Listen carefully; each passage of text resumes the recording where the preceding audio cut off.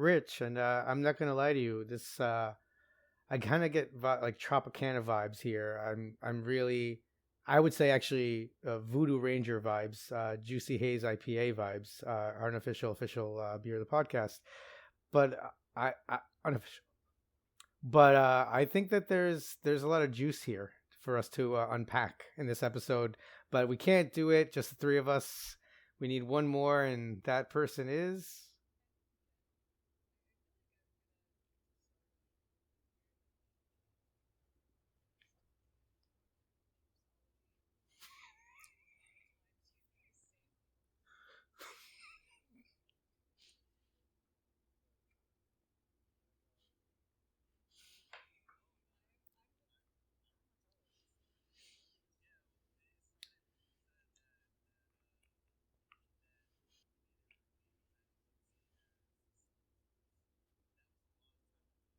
Yeah, that was a huge fan, huge fan of that.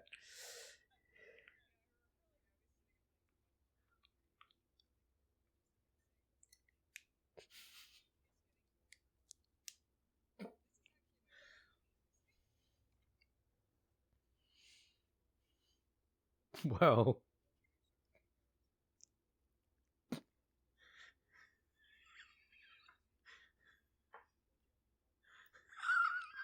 good tax. I'm sorry.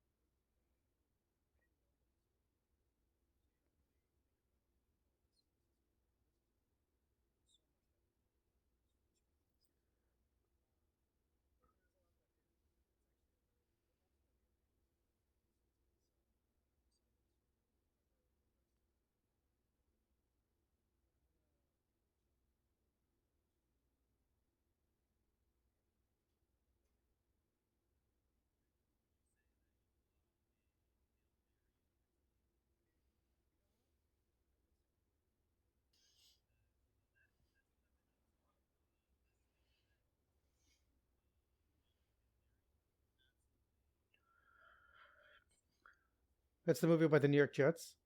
That's the movie about the New York Jets winning the Super Bowl, right?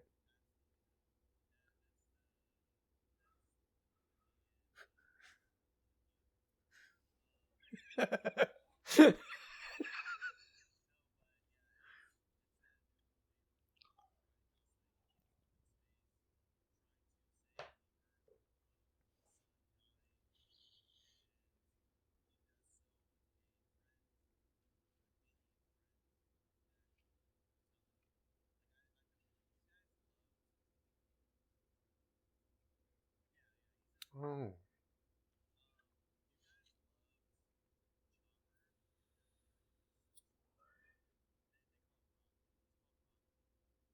chop.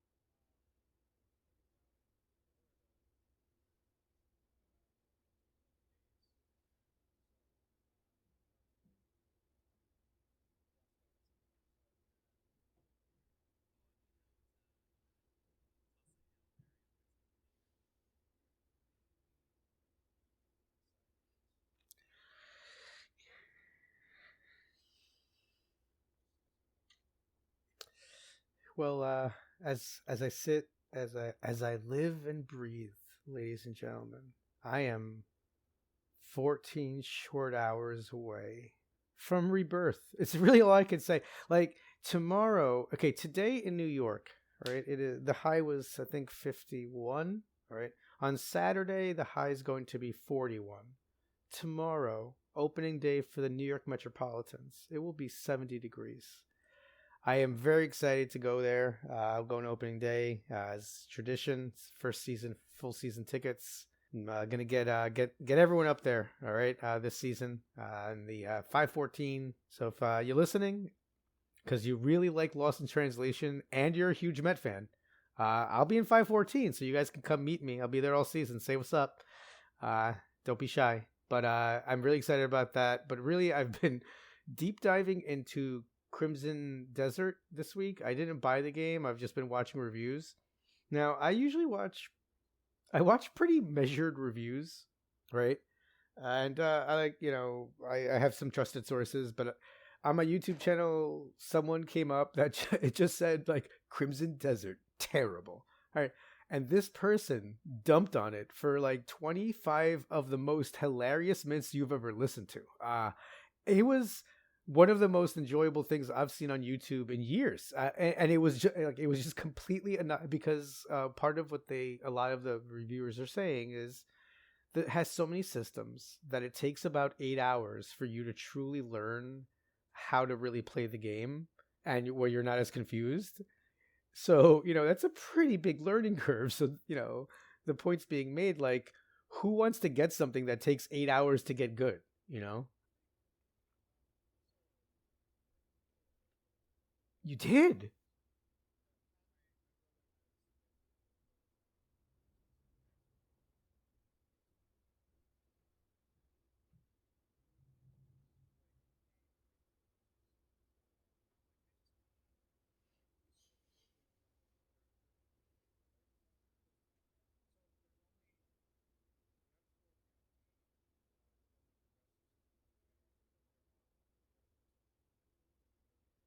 Mm-hmm.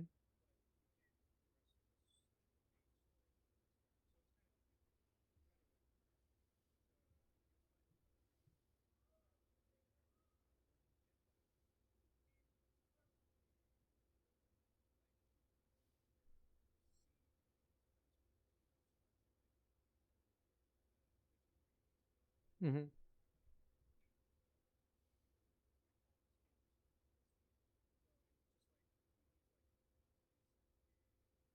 Oh.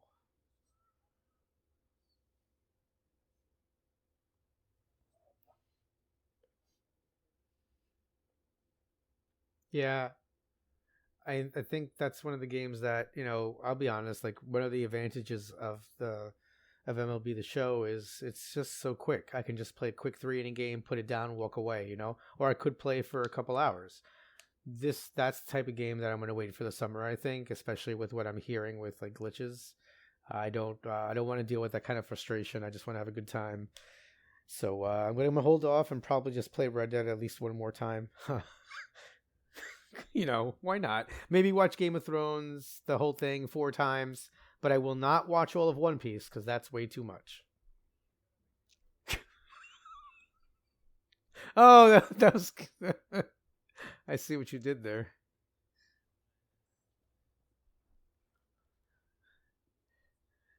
It's chomping, chomper.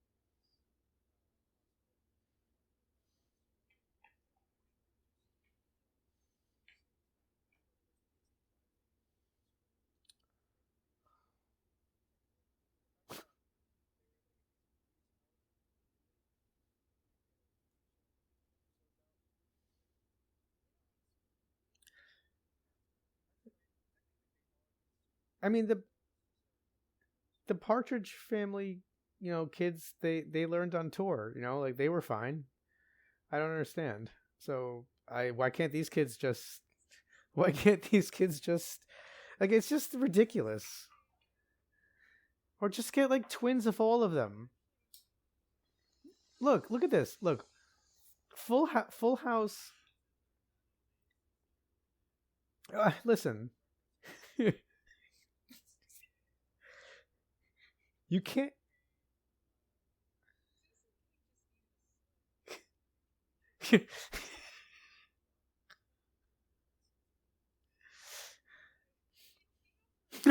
I mean, to be fair, I don't think spoiling a movie from 1940 is terrible.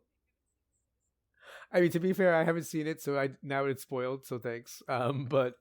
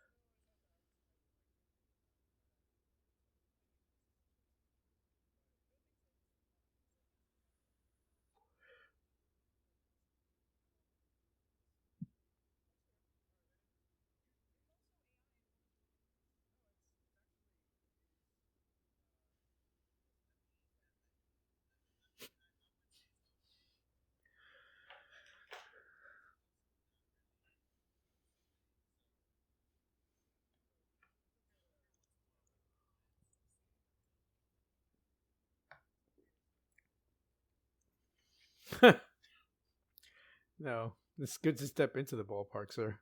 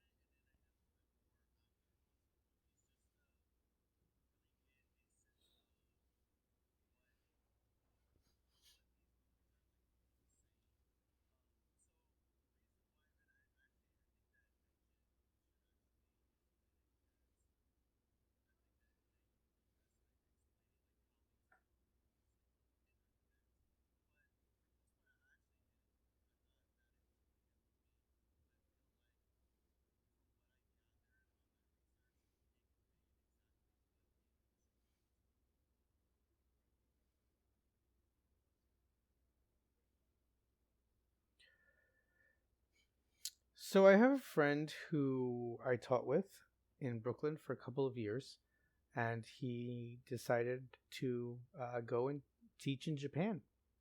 So I have a little bit of a connection with the movie in only that I vaguely knew that it was about Bill Murray going to Japan, and that's all I knew. And I knew that there was whiskey and Scarlett Johansson. So every time I see him or I send him a message on WhatsApp to see how he's doing, I basically referenced the trailers to the movie, and I'm just asking him if he's seen Scarlett Johansson or how's his whiskey, things like that. So then I went to watch the movie, and it was not what I thought it was going to be. I've seen a lot of Bill Murray movies, right? So I had a certain expectation, and it was a little different than I was expecting. So no, I would have liked some slime, a little bit of ghosts, even golfing, some maybe some gophers coming out of holes. There's a lot of stuff that I would have been. I don't know. So he's still Bill Murray, so I really. I mean, I just enjoy him as an actor. His delivery. I think he's funny no matter what, even when it's not hot. It's not audience like gut busting funny, but he still makes me chuckle throughout the entire movie. I found Scarlett's character to be a little annoying at times, and I didn't get the interplay between them completely. But the expatriate thing, kind of commiserating together, and the isolation, may like that I thought was conveyed really well. But I did have a feeling sometimes of where exactly is this going? Like, what's the crescendo? What's the conflict and the resolution? And I guess like life, there is none here. I don't know. Like it seems that's the point, which is a little infuriating. I do like my stories wrapped up in a bow at the end, so it and I kind of I had to rewind it a couple times. I was like, oh, I don't. That's the end. Okay, no more. So it definitely delivered on I think the intention.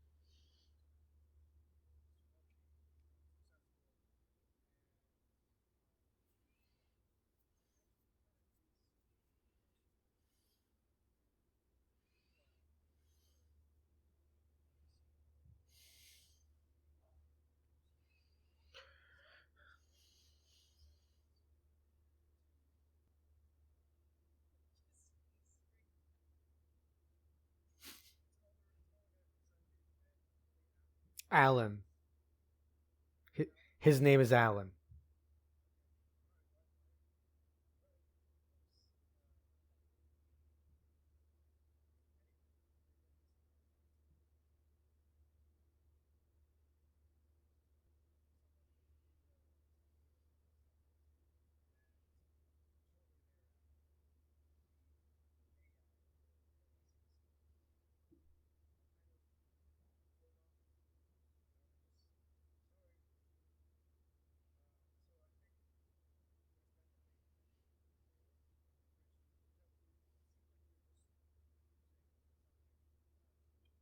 I like to watch movies about people I like, and I had a really hard time here.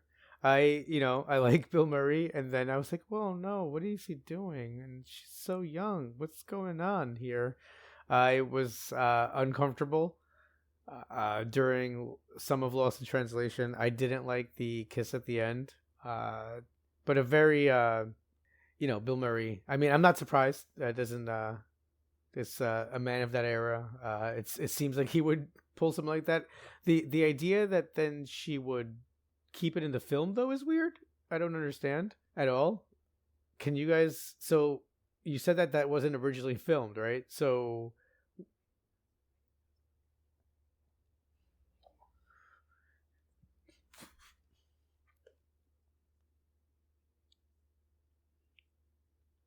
it just. I think, like you said, it just changed.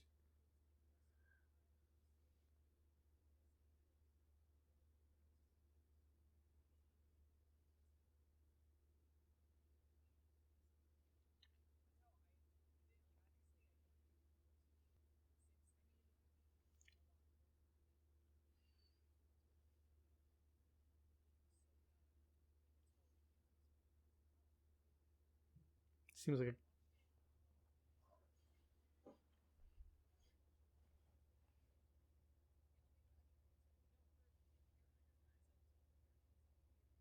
which seems like a guy who lives in Delaware.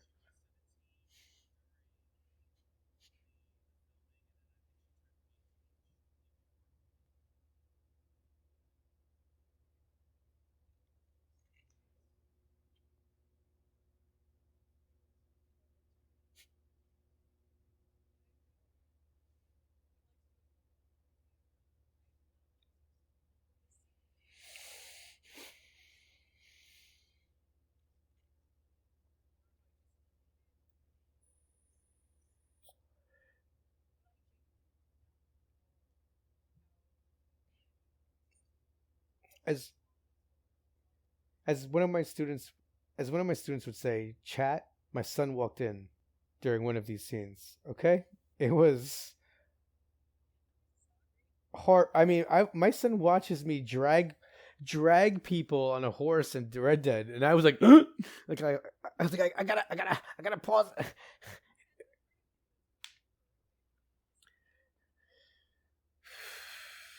It was quite a ride, guys. It was quite a ride. This you know what? I just want to her. I did it. I As we started watching it, right? Obviously, Joaquin Phoenix. I just got to start off. I don't know why. Maybe it's because of Gladiator. I've always thought of him as being like this underhanded. Like he just sells me as like a guy I don't want to like a guy I shouldn't trust. Like there's something off. And I mean, it was deeply disturbing and convinced me that he is good. Look, here's the thing, actors. Here's the thing about you guys. All right, you do a good job, right? And then you're like, hey, don't worry, that's not me. I'm gonna be a good guy in that other movie. No, you've convinced me, sir. I don't care. Hans Gruber. Hans Gruber.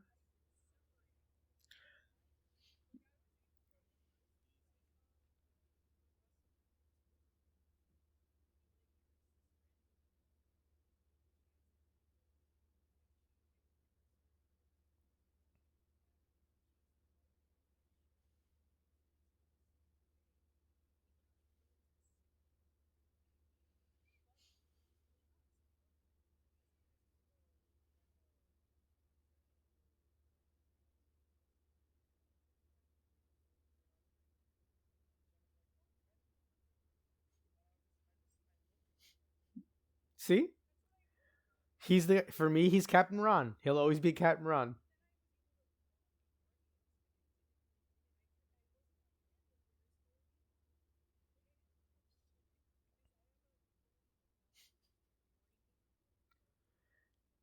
Fantastic.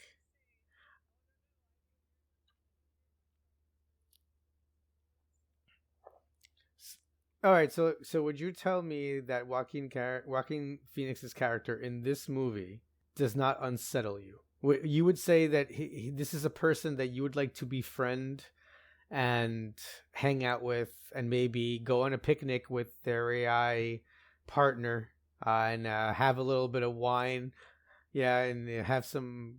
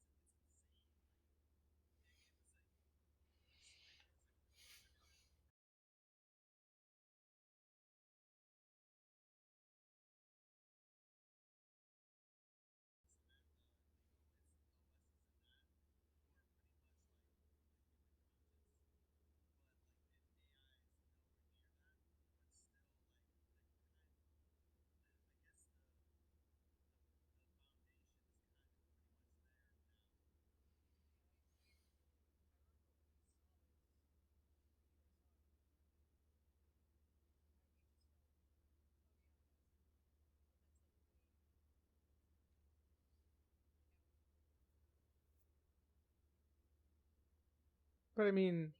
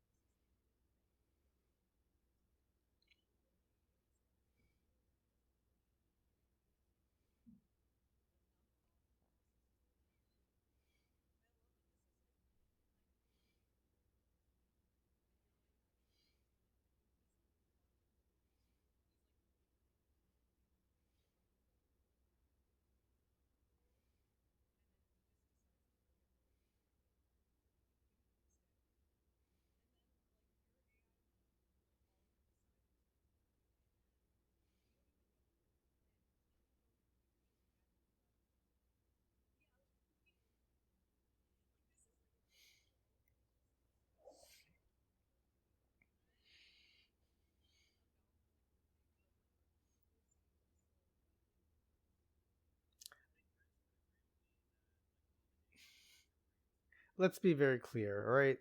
If you want to talk about a lonely man falling in love with a computer system, all right, you need look no further than Lieutenant Reginald Barclay, played by Dwight Schultz on Star Trek The Next Generation.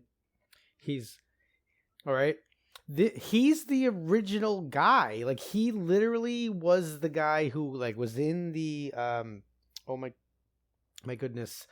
I'm saying Danger Room in my head 1,000 times. Holodeck, all right. He's in the holodeck, and that guy went too far, all right. Like I think I'm pretty sure he made like a holodeck version of like Deanna Troy and was like getting with her, right? You know, all right. So I mean, we've had this guy before. You know, the difference here is that this movie, oh, it's it's so unsettling. I was in it. I don't know how to explain this. Like this movie bundled all of the emotions that I avoid, right? That I will run from. Like I have told all of my classes that if anything happens to my wife, I'll just become a Jedi. I would not want to engage in the process once more.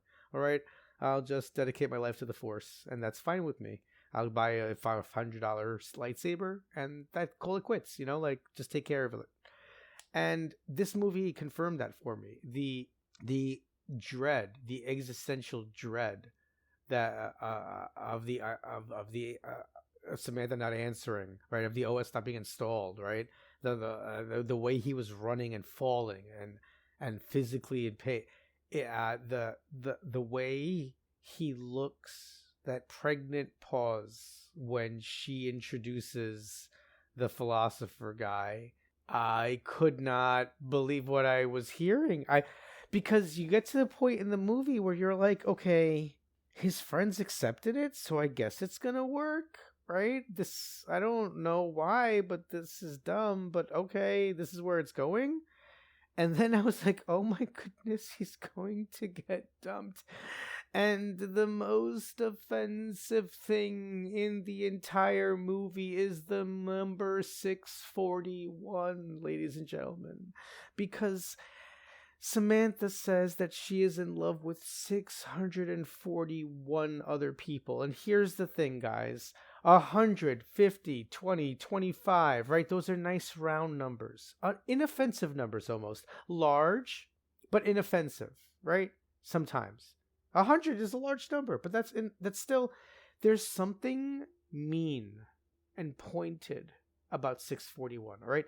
My wife has long loathed one thing about me, and when she asks me to raise the volume on the TV, I always purposely stop on like some weird odd number. Maybe sometimes 6, 7. Yeah, I did that. I don't care. I'll do that just to get her ire, right? Because it offends her. She's like, what? Why? What? 67? Like that's terrible. Like stop. 41? Like round numbers. That was mean. That was mean. As a program that must have started from binary, right? From ones and zeros. Like ending 641 is one of the meanest things I've ever heard in a movie. And I don't know, man. I can't. I'm a bundle of emotions. I don't know what you're talking about. Why would you say that? It makes me. It's infuriating. Infuriating. This movie makes me feel I'm telling you, it's all the feelings I dislike feeling. Like the only way this movie could make me feel like more irritated by its evocation of my emotions would be if like the Mets lost the World Series. Like in the movie, they're like, oh, and the Mets will lost the World Series.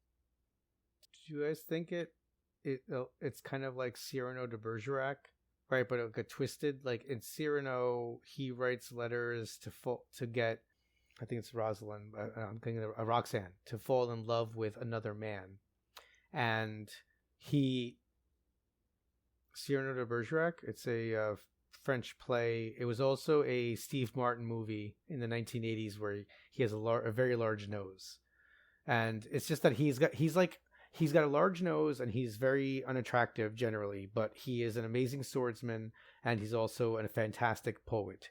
So a rather dim-witted soldier asks him to start writing letters to a very intelligent young, debutante in the king's court kind of thing, and Cyrano writes these letters, these love letters, essentially these love poems, and Roxanne falls in love with the soldier because of Cyrano's words, right? And I kind of see a little bit of similarity here. And then he's in love with Roxanne himself, which is what kind of drives these letters, right? And obviously the movie deviates there, but there is this idea of like kind of plagiarizing letters because you're just not as eloquent.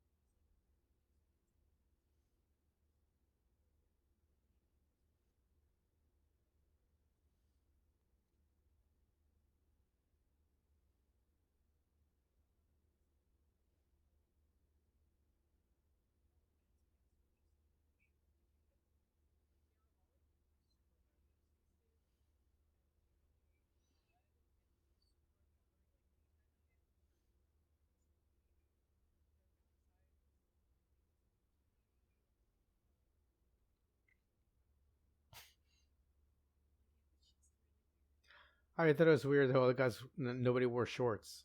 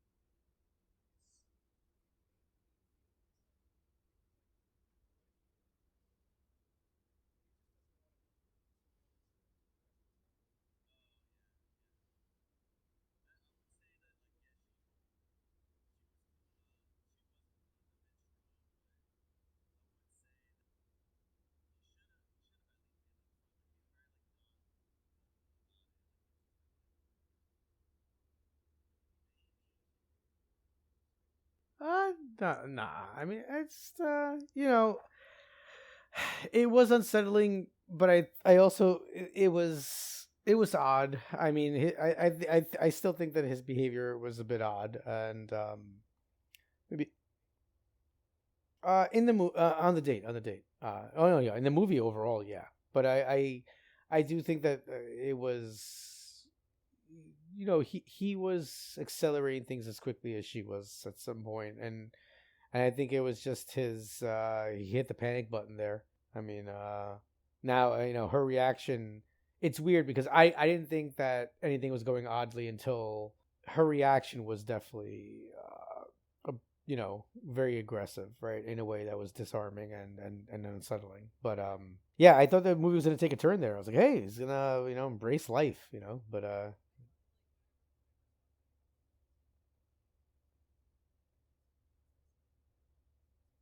yeah. Mm-hmm. Yep.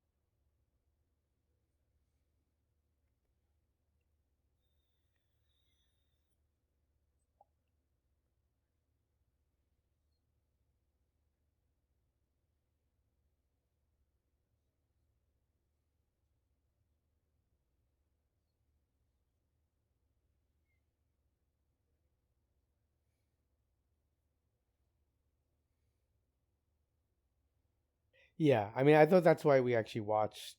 At first, I thought that was the link. I didn't do any previous research, or so I thought at first I was like, oh, it's because she's the main character of Her. I mean, I know technically, we don't see her in Her, but we all know it's her, right? So, uh,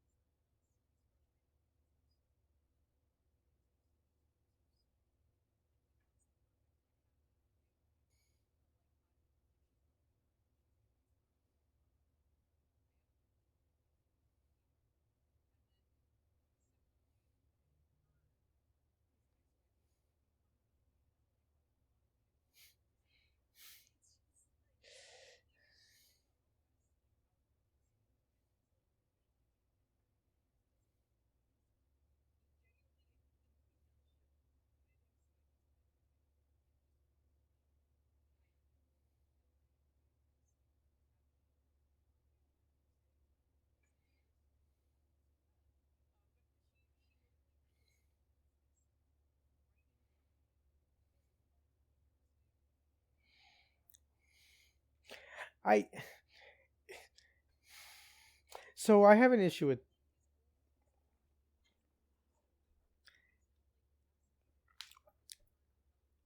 like like what okay, there's a part of me, and maybe it's just because I've seen this like roll out in like other forms of science fiction, kind of, right, where an AI or whatever develops emotions, right? But it just seems so quick. I mean, I understand that the movie has a certain amount of time, right? But it's just like it's like the 1.0 comes out, right? And then within like apparently just months, it already like hyper like, transcends everything, and a lot. Are you trying to say that my man Data was not an advanced? All right, like this is Data. It took a long time.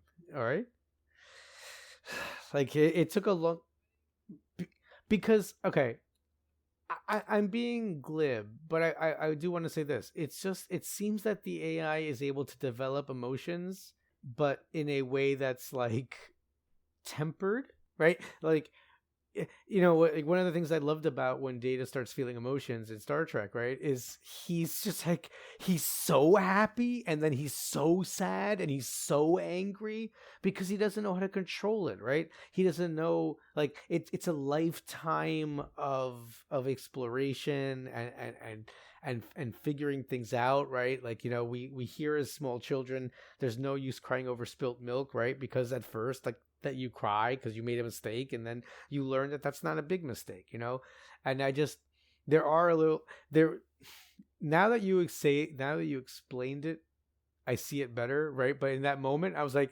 man, this is like when ChatGPT's like at the end of something, okay, I'm like sharing an issue that I'm trying to work out, and it's like, if there's anything else that you would like me to do, don't hesitate to share that information, and I'll be happy to map out a workout plan, for your team and tell you how Crawford Park is, like it's like, whoa, bro, like stop it. Oh, sorry. Like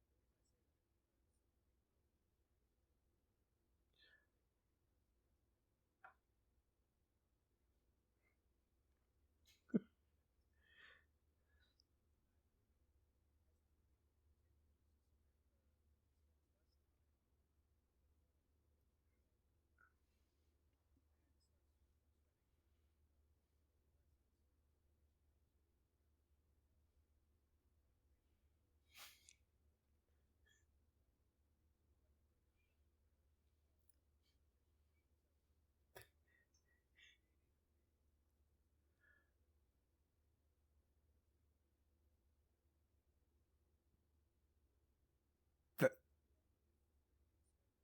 that was incredible. I was so angry at you for downplaying the work of Dr. Soong, right? And his work with Data, and Lore, his brother, right? And I was like, how dare he? And once you said cloud based, you as Alanis Morissette said, you won me over in spite of me. So nice work, sir. Yeah, no, you're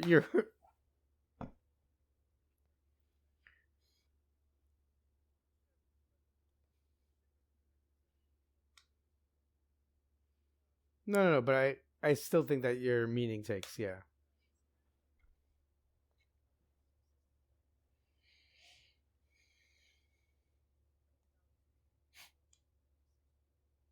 41. Yeah.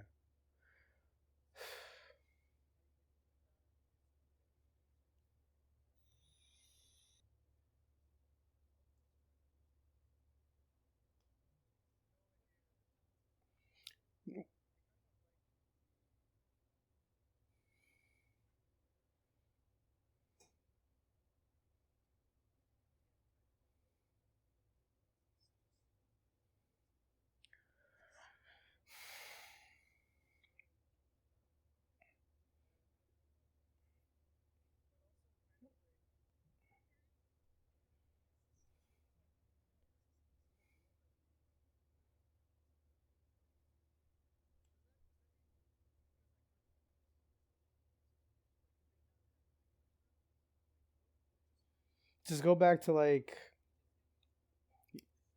no, you just go back to like a snow leopard or whatever, and you're fine. You know. Yeah, you have the disc, man. Yo, I heard by the way that the original voice was actually Estelle Getty from Golden Girls, which would have been like wild, right? Just like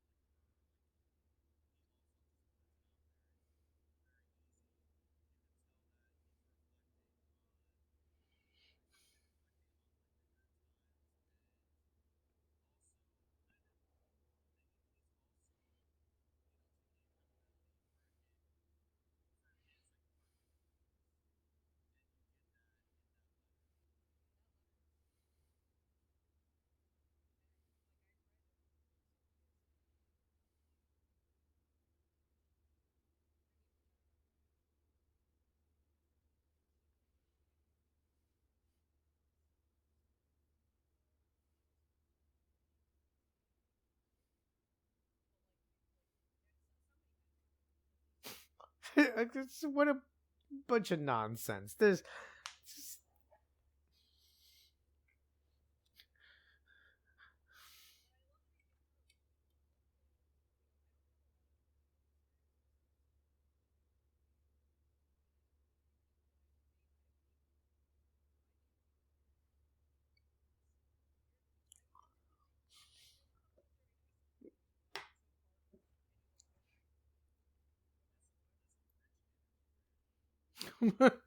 oh.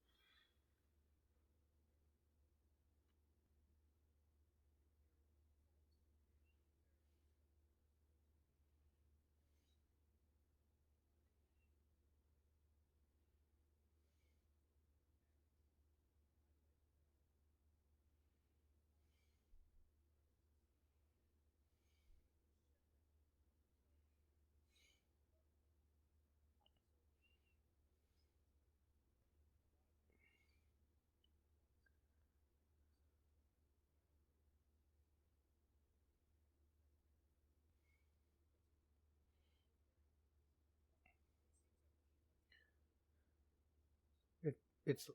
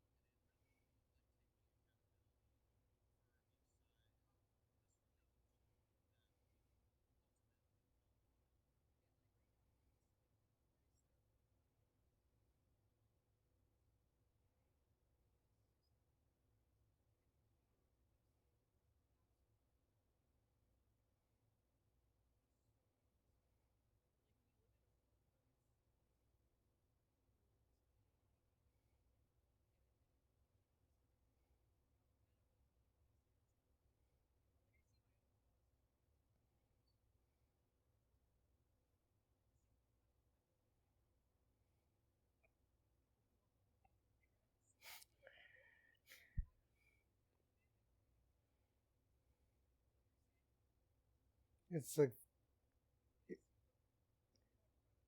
uh, it.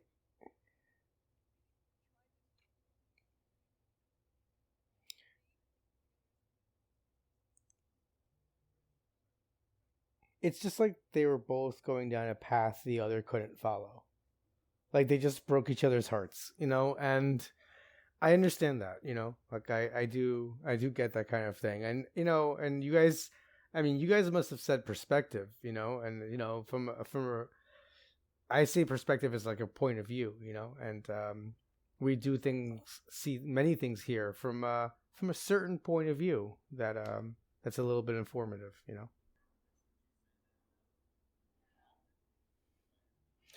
I mean, I saw through the lies of the OS, but I mean, I'm not sure who else did. Oh, I guess this may be unrelated, but I got to speak out. I'm sorry. I got to speak, truth to power. All right. There is a Fugazi 999 thing being offered at Major League ballparks. Okay. I am very passionate about the authenticity of the 999 challenge, which is 9 hot dogs, 9 beers, and 9 innings. Okay. Major League teams, including my beloved New York Mets, are selling what New Yorkers would and New Jerseyans would call fugazi, all right, 999, where they give you apparently like 1 beer to put in like these tiny cups, right? That they took the picture in such a way that it looks, oh yeah, it's the no. No, they give you 9 mini hot dogs and not 9 beers.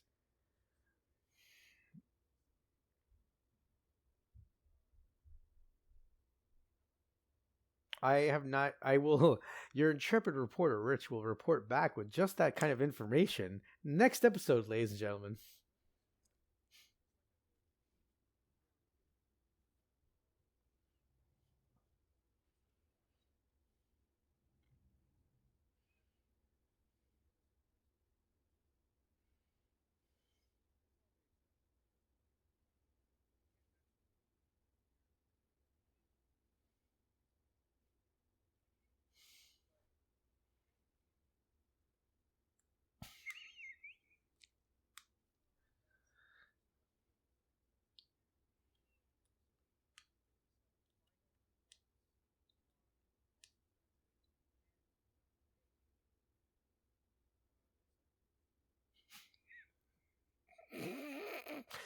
All right. Well, I just as we get into that, I just do want to say, guys, we're probably taking a break, and our next project, right, is going to be like 2 weeks in the future. You right?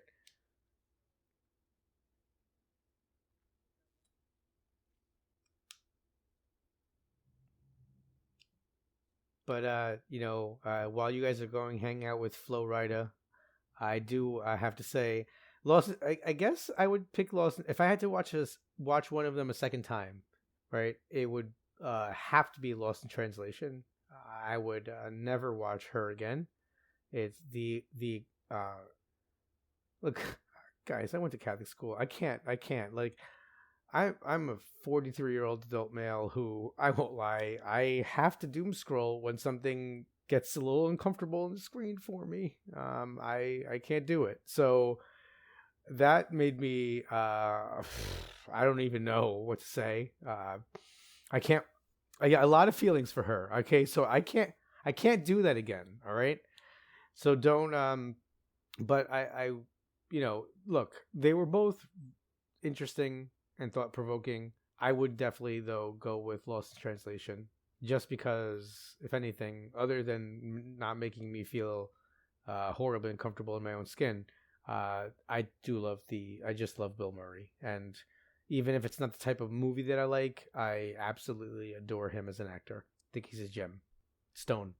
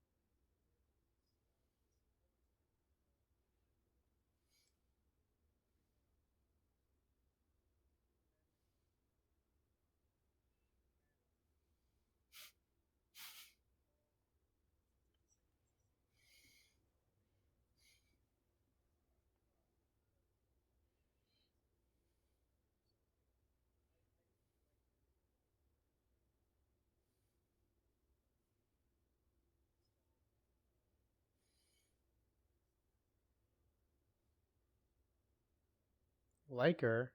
I don't even know her. Sorry. I'm sorry.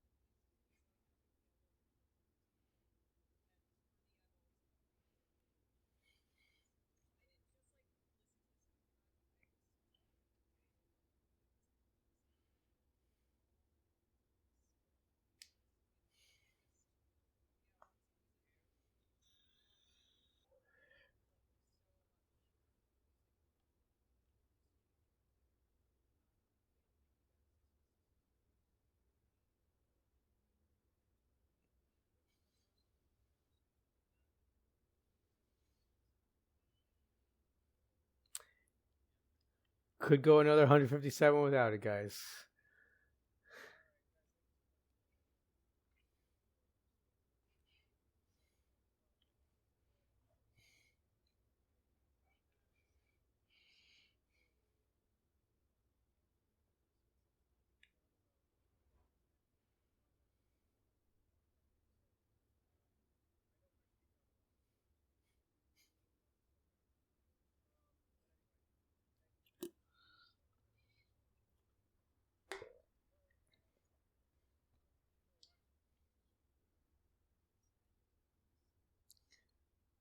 The Wolverine.